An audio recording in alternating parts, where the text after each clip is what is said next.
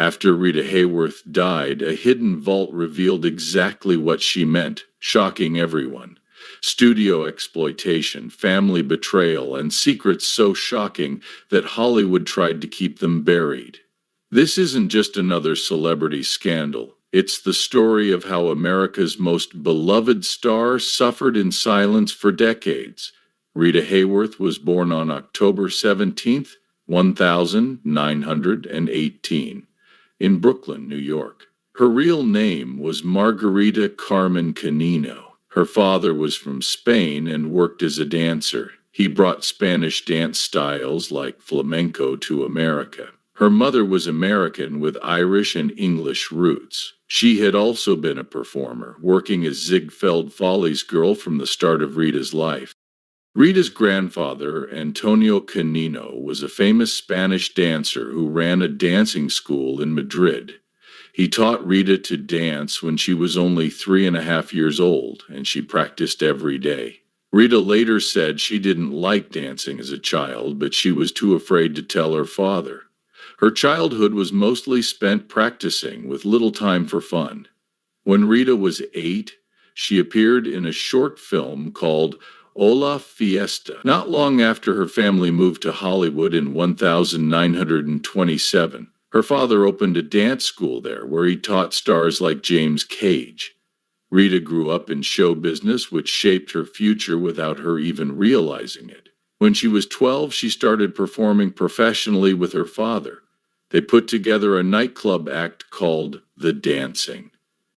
To get around California's child labor laws, her father dyed her brown hair black to make her look older and more exotic. He also took her to perform in clubs in Tijuana, Mexico, which were adult venues, where she worked long hours because of her busy schedule. She didn't finish high school, she only made it to the 9th grade.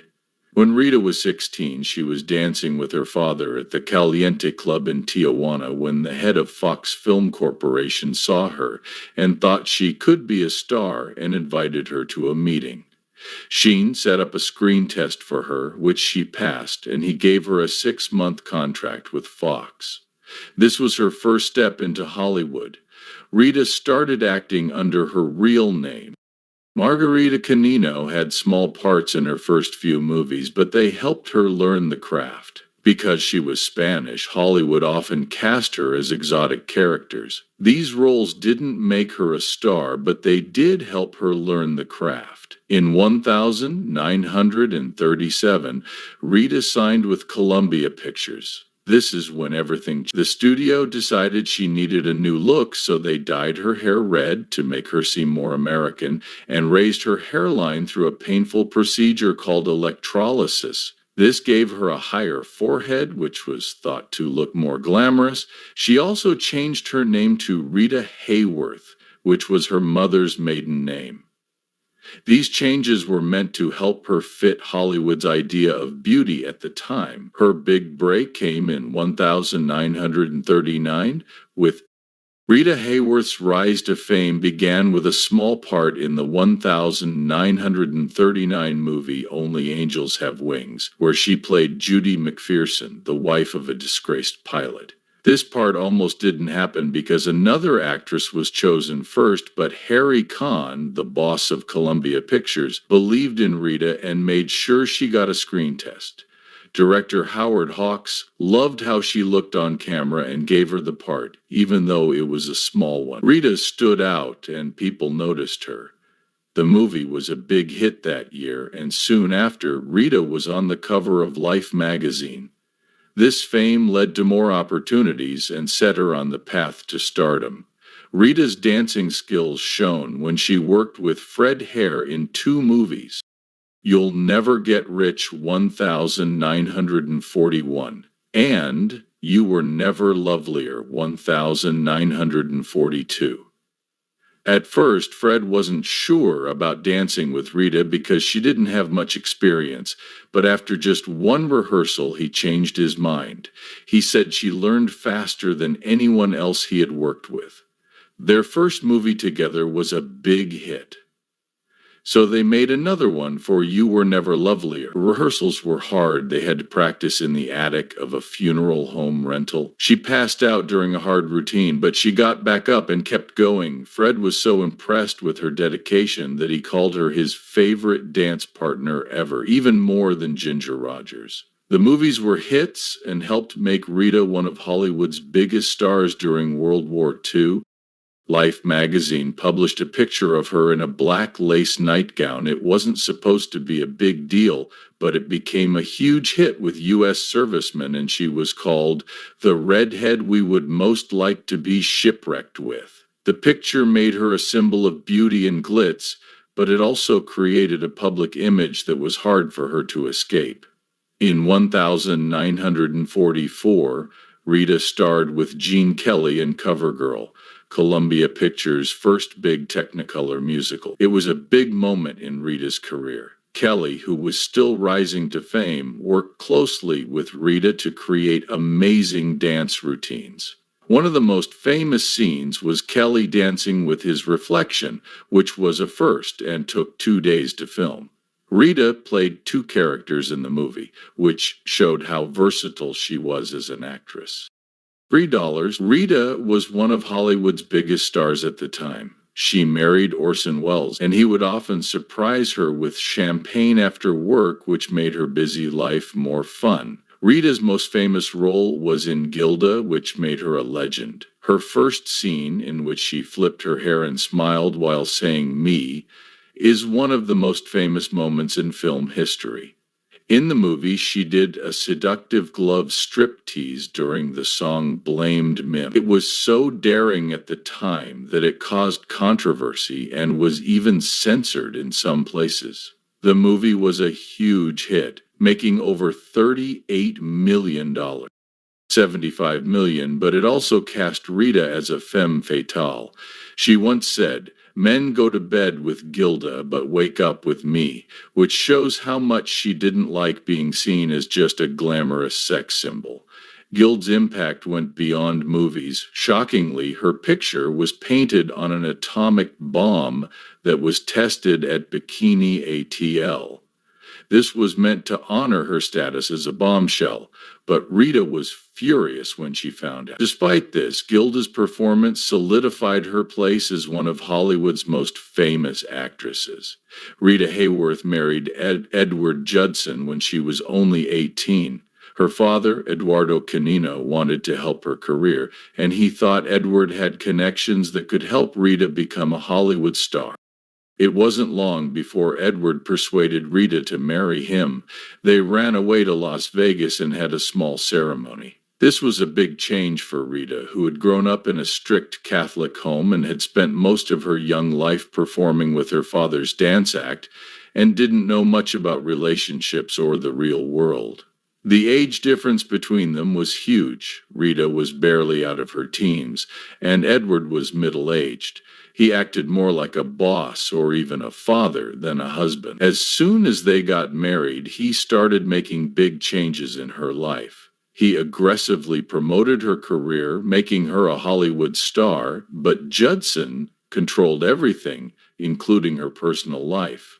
Rita later called it slavery, not marriage, even though she was becoming famous. He kept Rita broke and spent her money on his own lifestyle and risky business ventures. By the time they got divorced in 1942, court records showed that he had taken out loans in her name without her knowledge. Rita, who had made a lot of money, was left with almost nothing. Judson's control went beyond money. He chose the roles she played, set her daily schedule, and even pushed her to get more plastic surgery. Worst of all, he offered her to studio executives in exchange for better roles, which left Rita emotionally scarred. Rita had said, "From the first time he told me I couldn't do anything for myself, my personality crept deeper and deeper into a shell." Rita's struggles didn't end there. She started drinking to calm down after reading Dante's Inferno. By the time she married Judson, her drinking was a problem, but he encouraged it because he thought it would make her more compliant in meetings with studio executives. As her career took off, the pressure added to her drinking. On the set of You'll Never Get Rich in 1941, crew members noticed her frequent hangovers. Instead of helping her, studio executives and Harry Kahn, head of Columbia Pictures, kept her dressing room stocked with alcohol as a way to control her in private. Rita felt trapped. In a 1943 journal entry, she wrote, "I can't face the cameras without a drink anymore. The lights, the expectations, it's all too much." In 1946, she was drinking so much that it caused delays on set. In 1946, she was drinking so much that it caused delays on set. Rita Hayworth and Orson Welles had a love story straight out of a movie. In 1942, Welles was in Brazil when he saw Hayworth's face on the cover of Life magazine. He was instantly captivated and said he would marry her when he got back to Hollywood. He pursued her passionately, and their relationship moved quickly and was full of excitement. Welles even put Hayworth in his Mercury Wonders show for troops, where he did magic tricks like sawing her in half. On September 7th, 1943, during Hayworth's lunch break from filming CoverGirl, Welles surprised her with a simple wedding at Santa Monica City Hall. Their only witness was Welles's friend Joseph Cotton. No one, not even the press, knew about the wedding until the couple announced it later that night on Welles's radio show. Harry Kahn, the boss of Columbia Pictures, didn't like the idea because he thought it would hurt Hayworth's image. After their honeymoon, they went right back to work, and Welles pushed Hayworth to read and learn about politics and literature. She started to break away from her pin-up image, but studio executives weren't happy about this change. On December 17, 1944, their daughter Rebecca Welles was born after an emergency C-section after 18 hours of labor. Welles rushed to the hospital just in time and happily said, "She has my nose and Rita's everything else." In 1947, they worked together on the noir thriller The Lady from Shanghai High, which Welles hoped would save their failing marriage. The studio agreed to the project because Hayworth was the star, but Welles caused a scandal by having her cut her famous red hair and dye it platinum blonde. The studio and fans were furious. Filming was tense, and Welles was often mean and demanding. In one emotional scene, he made Hayworth reshoot it 29 times, which made her cry. The famous Hall of Mirrors sequence took 11 days to film using 2,500 pounds of glass, and the visuals were stunning. The strain on their relationship was undeniable. Hayworth later said, "I guess I made it too realistic. He was the great love of my life, but on the screen, I had to play a woman who hated him." Welles had an affair with 21-year-old Gloria Vanderbilt while Hayworth was pregnant. Welles was also linked to Hayworth's close friend Judy Garland, which hurt her a lot. On Hayworth's 27th birthday, she found love letters from Garland in Welles's study. The final straw came when Hayworth caught Welles with a local extra in his trailer while filming The Lady from Shanghai in Acapulco. She was so angry that she threw a film canister at him, just missing his head. Filming stopped for 3 days while they tried to make up, but it was too late. Hayworth did everything she could to save their marriage. She agreed to Coop's therapy, which was unusual back then, and she even thought about becoming Catholic for Welles. But by November 31, 1947, she filed for divorce, saying that Welles had been absent for 347 days of their 3-year marriage. Their story started with love and promise, but ended with betrayal and heartbreak. Rita Hayworth met Prince Ali on July 3, 1948 at the Cannes Film Festival. She had just divorced Orson Welles and was attracted to Ali's exotic looks and charm. As they traveled across Europe, photographers followed them everywhere, and on May 27, 1949, they got married in a $1,000 wedding. The event took place at Chateau Dion near Cannes and had more than 500 guests. They drank 600 bottles of champagne and ate 50 pounds of caviar. R's wedding dress was made by Jacquard and cost. Their wedding was a global event with 14 pages of coverage in Life magazine. It mixed Western and Islamic traditions, showing their different backgrounds. However, the Catholic Church said their marriage was invalid because Ali was Muslim and had been married before. At the same time, Rita was 2 months pregnant, but this was kept a secret. Rita's new life as a princess seemed like a dream, but it was full of challenges. She was now part of a wealthy royal family and had many new duties. On December 28, 1949, she gave birth to Princess Yasmin in Switzerland.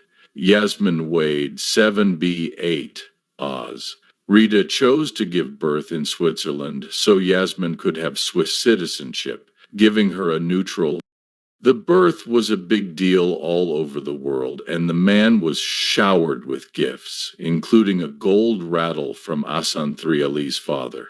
Even though Rita was happy, she was harshly criticized by the press for gaining 55 pounds during her pregnancy, which didn't fit her glamorous image.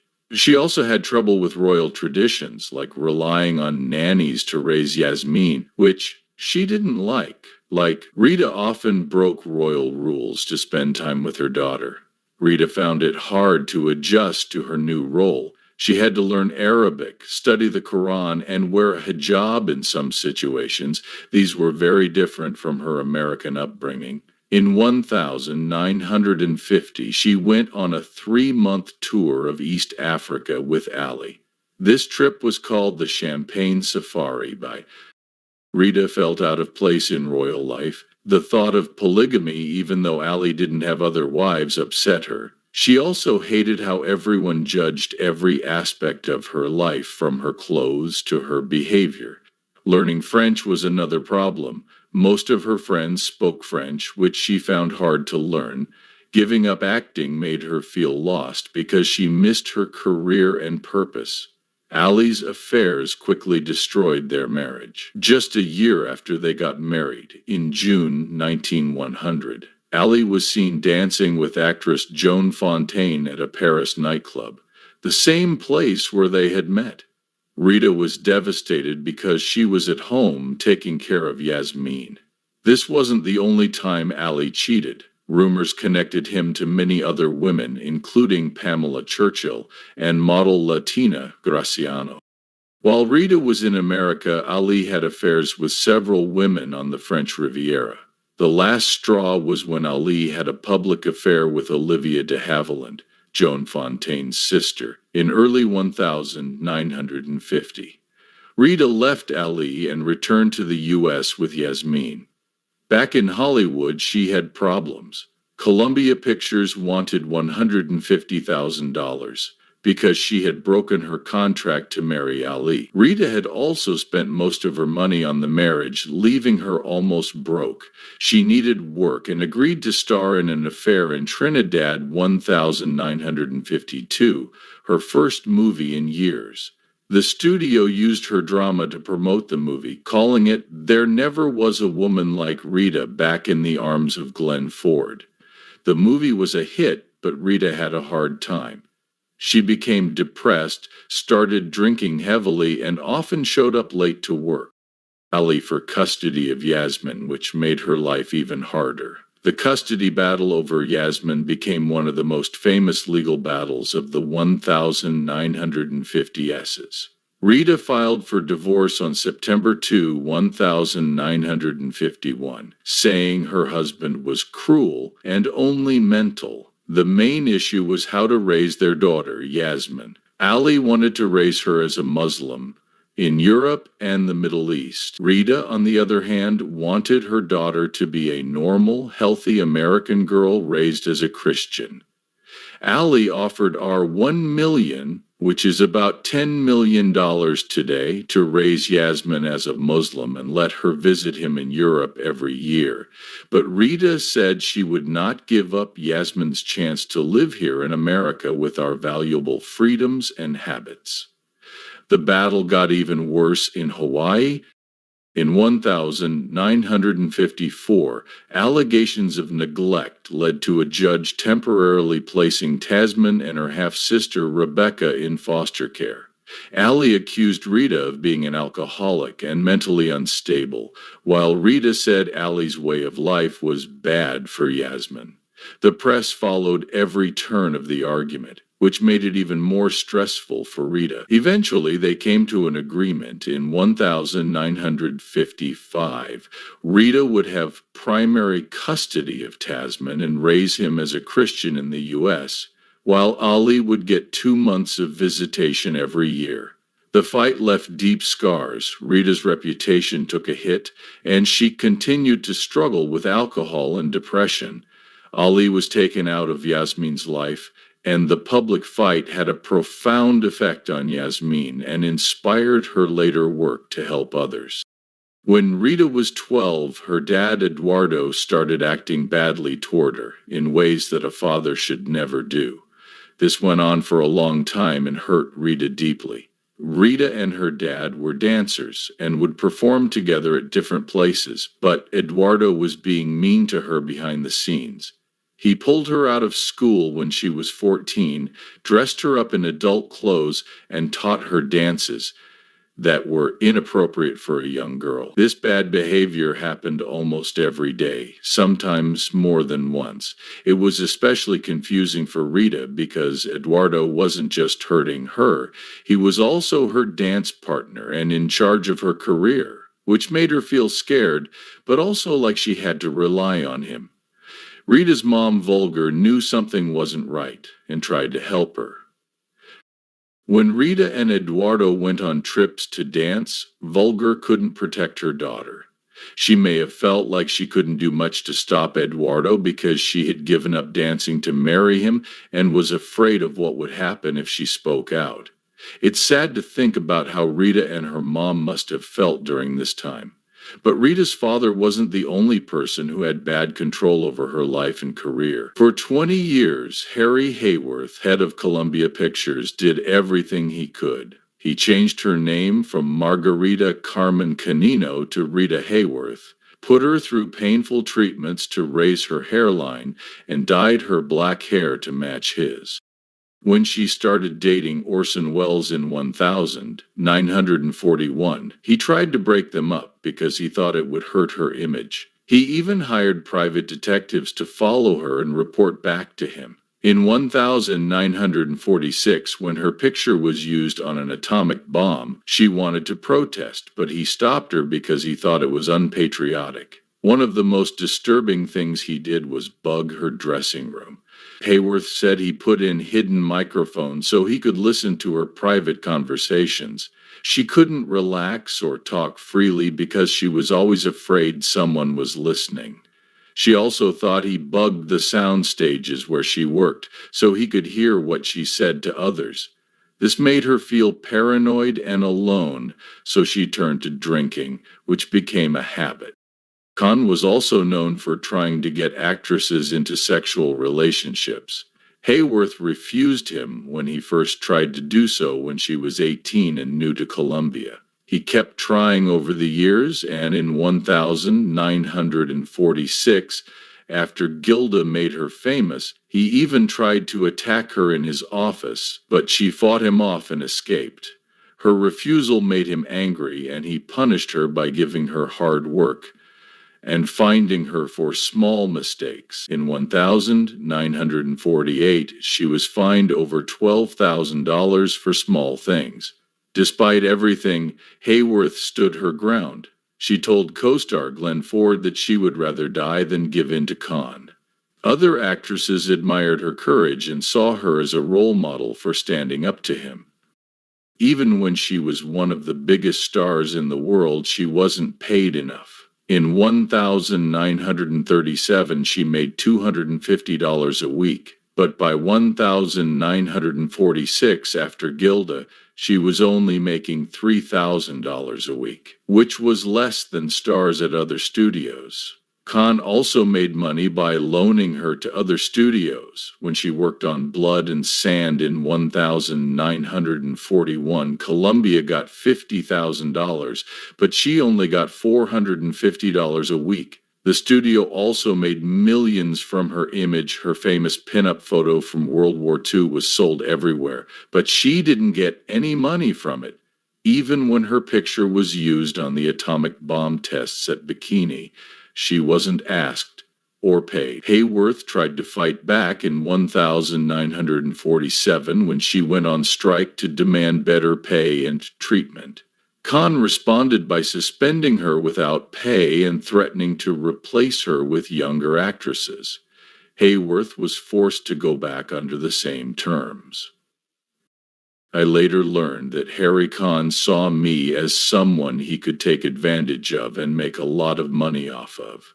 The toll of this was huge. Hayworth developed insomnia, anxiety, and depression, and she drank more as the pressure from Khan in the studio system grew. By the early 1950s, she was having problems with her mental health, which affected both her career and her personal life. Despite her huge success and the millions of dollars she made for Columbia, Hayworth had trouble with money in her later years. She didn't get any residuals from her movies, and mismanagement of her estate left her struggling in retirement and her last years as she fought Alzheimer's disease. She couldn't afford the right care. In the late 1950s, when she was 40, people started to notice that she was acting differently. On the set of her 1958 movie, Separate Tables, she kept forgetting her lines and had to do even simple scenes several times. Her co-star Burt Lancaster thought she was just nervous, but the problem kept getting worse. By the early 1960s, her behavior was hard to ignore. In 1963, while filming The Money Trap, she got so angry with the director that she screamed and stormed off the set. Everyone thought she was acting out because she had been drinking a lot since the 1940s. In 1966, at a press event for her movie The Poppy Is Also a Flower, Rita looked lost and confused, and reporters saw that she couldn't answer basic questions about her role. Although many people, including her daughter Yasmin, thought she was drinking, it wasn't until years later that doctors realized these were the first signs of Alzheimer's disease. At the time, people didn't know much about it. As the 1970s went on, Rita's condition got worse. By 1972, she couldn't remember enough lines to play lead roles anymore. So her last major film was The Wrath of God, and the director had to use cue cards and take multiple shots to get her scenes done. Her problems became even more obvious in 1974 when she appeared on The Carol Burnett Show, where she forgot cues and looked blank on screen, and Carol Burnett had to gently guide her through the performance. One of the saddest moments was when she was supposed to present backstage at the Emmy Awards. She couldn't remember why she was there or what she was supposed to do, so the organizers had to replace her, and she was quietly sent home. By 1977, she could no longer live alone and went to a hospital for help with her drinking. But even after she stopped drinking, her mind kept getting worse, and her doctors weren't sure what was wrong. In 1980, Rita was finally diagnosed with Alzheimer's. Her daughter Yasmin told the public about it in 1981 to help people understand the disease. At the time, not many people knew about it. The news made headlines, and Rita became one of the first celebrities linked to the disease. President Ronald Reagan praised her for being brave in sharing her diagnosis. Soon after, funding for Alzheimer's research, art, As more people learned about the disease, Yasmin worked hard to bring it to people's attention and raise money for research. In 1983, she held the first Rita Hayworth Gala, which raised over $1 million for Alzheimer's research. She continued to hold these events every year, and they became huge successes that raised tens of millions of dollars to help fight the disease. As Rita's condition got worse, Yasmin stayed by her side. In 1981, she became Rita's legal guardian and moved her to New York to care for her. By 1983, Rita couldn't recognize faces, not even her own reflection. Yasmin did everything she could to make her mother comfortable, visiting her every day and reading to her. But the disease kept getting worse. Rita fell into a coma and Yasmin never left her side. On May 14, 1987, Rita Hayworth died. Rita died peacefully with her daughter holding her hand. At her funeral, many famous people came to honor her. Yasmin made sure that her casket was covered with red roses, which were Rita's favorite flower. After Hayworth died in 1987, a hidden treasure was found in her belongings. Love letters from Orson Welles were found in a secret compartment in her makeup. A young husband is missing his wife because he has to work. One of the letters is very touching and emotional to read. "Dearest angel girl," it says, "I think most of us are lonely in this big world, but we must fall deeply in love to find out that the cure is the discovery of our need for company." By company, he means the kind of company we've come to understand since we met. The pleasures of human experience has been empty without that companionship now that I've known it. Without it, joy is just as unbearable as sorrow. You are my life, my very life. I can't even imagine what hope is like without you. Beautiful, precious baby, hurry up the sun, make the days shorter until we meet. I love you, that's all there is to it. Your boy Orson. The letter showed how much they loved each other in the beginning of their relationship, but also how troubled their marriage became over time.